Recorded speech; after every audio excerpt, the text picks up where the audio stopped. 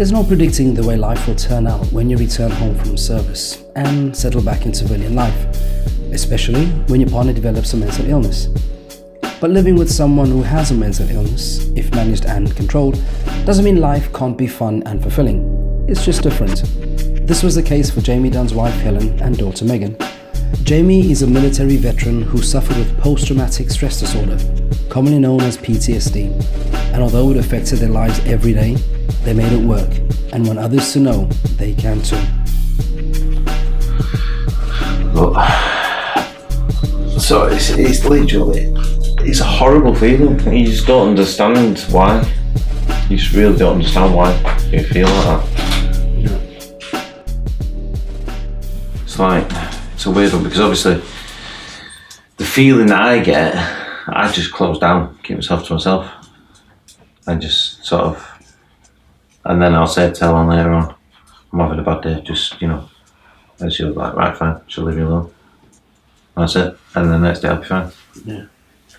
But I just close myself off, come in here, play PlayStation, do whatever I need to do, and then get angry at that, scream and shout, and then open the doors and I'm like, all better. No, I should do more physical fitness and stuff too, but. So if you weren't diagnosed with PTSD, then how did you know that you had it? Just a telltale signs. I've got mates who do suffer severely from it. And like I say, I want to do something more by helping other people. But again, where do you find the time? When you've got a lifestyle that you have now, from getting out, it's trying to find the separate time. It's trying to help other people. Yeah. And what's better than trying to raise a bit of awareness for the blokes, even a couple of my friends. And if it helps one person, then, Yeah, but how long was it though? When did you actually come out of the army? 2014, January 2014. And then obviously since then, the first couple of years were savage. Getting the job with BT was a massive help, savagely massive help. But when I was working for contracting companies, like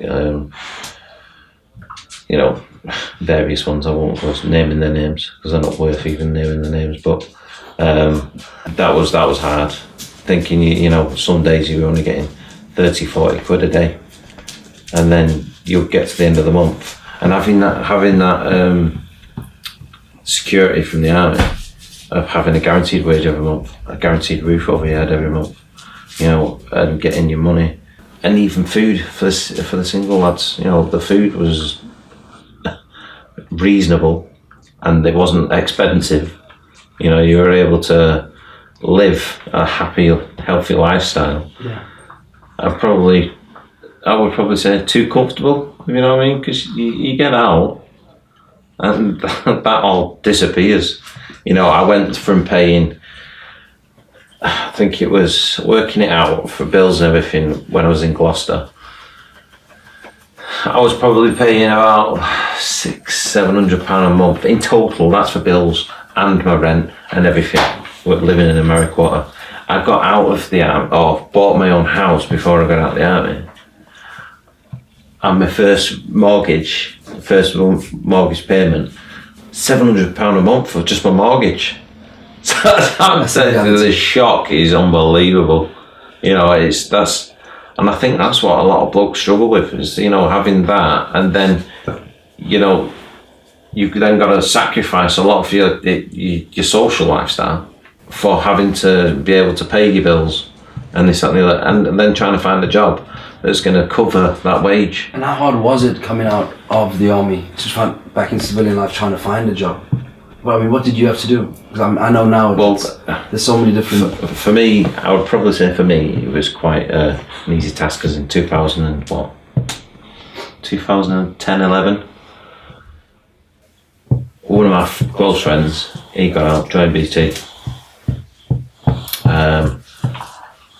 And I advised him that obviously they were taking on. They also do the training. You can do the training to get a job with them. He got one. within the 6-7 months of leaving, and he said it's the best thing he ever did, you know. And I said, right, that's 100% what I'm doing. So I already set the goal, set my mind on it, what I was going to be doing. So in 2010, I turned around and said, I'm going to be leaving in 2014 to sign off in 2013, which was my 12-year point, which gave me my bonus payment. That was my mortgage payment, you know, so on and so on. And then I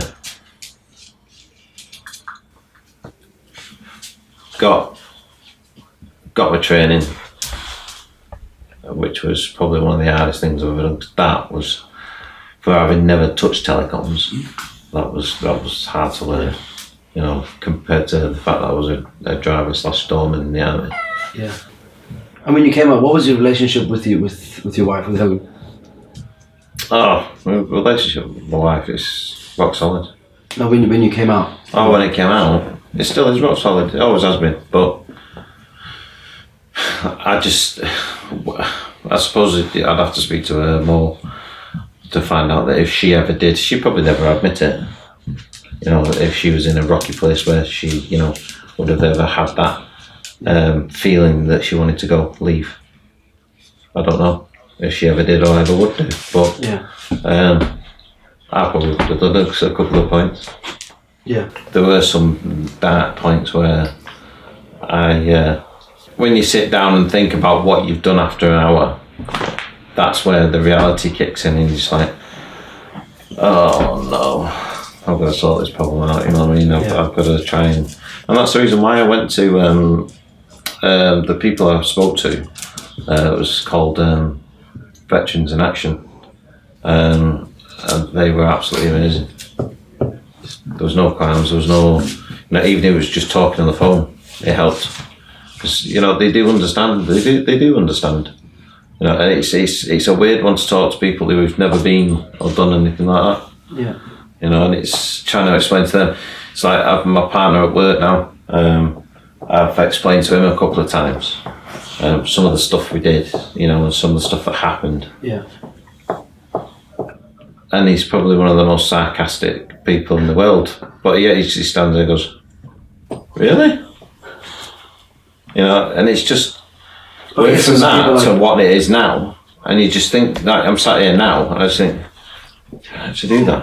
Yeah, but to him and I, that's a world that's so far removed for us. I know. You know, so it's trying to get our head around that. And people, something like yourself and other PTSD patients to help us understand a bit more. And educating us. I think that's, you know, because obviously I joined the army, you know, initially I want to serve in country, you know, I want to do this, I want to get a good career, and you know, alright, I got a half decent career, but you're never prepared for some of the stuff. I mean, initially going out to Afghanistan, I mean, I was absolutely bricking it, you know,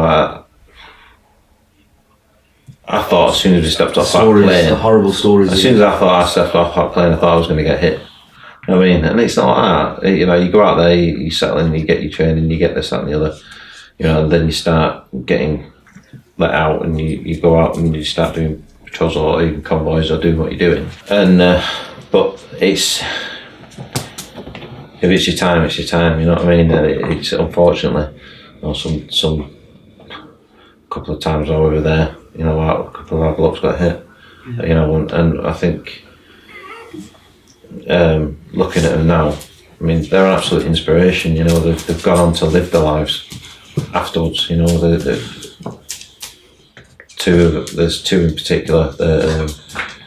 One of Captain Baton and Stevie Arnold, and the pair of them have gone on to doing Invictus Games, and also Captain Baton. He's also gone on to do Paralympics in rowing. So it's they are an absolute inspiration. You know, it's like when you watch stuff like that as well, I think that brings a little bit of a tear to your eye and a bit of a lump to your throat when you just sat there watching them, you know what I mean? Yeah. I just, you know, I wouldn't even want to begin to think what they're going through or what they have been through, you know. So that's where That's where your own personal things lie, where you think, you know, I'm not that bad. Yeah. You know what I mean? You know, you don't think you're suffering, you don't think your problems are as bad, because, you know, you look at other people's that are around you that have been through even worse than you. Yeah. And I just think myself lucky that I've managed to come back and live my life, you know, be able to live my life normally. What would you say to anybody that is diagnosed with PTSD, or a partner of someone that is? What advice would you give from your experience at that? And I know you weren't diagnosed. One of the biggest things that I learned I felt that helped for me to deal with it the best. Yeah. Was talk about it, because if you keep it bottled up, I mean, yeah, all right, when I have my off days, I sort of go quiet and I keep myself to myself. But at the same time, I also talk about it afterwards. When I found, you know, come round a bit, you know, and stop being so quiet and that, I find savagely talking about it big time, it helps a lot. And I know it's a big there's a big stigmatism about PTSD, you know, about people admitting they've got it. But once, you know, you feel that you may have it, get the advice, get the help. They can then say, yes, you have, you know. And it does help a lot, hell of a lot. It does help, hell of a lot.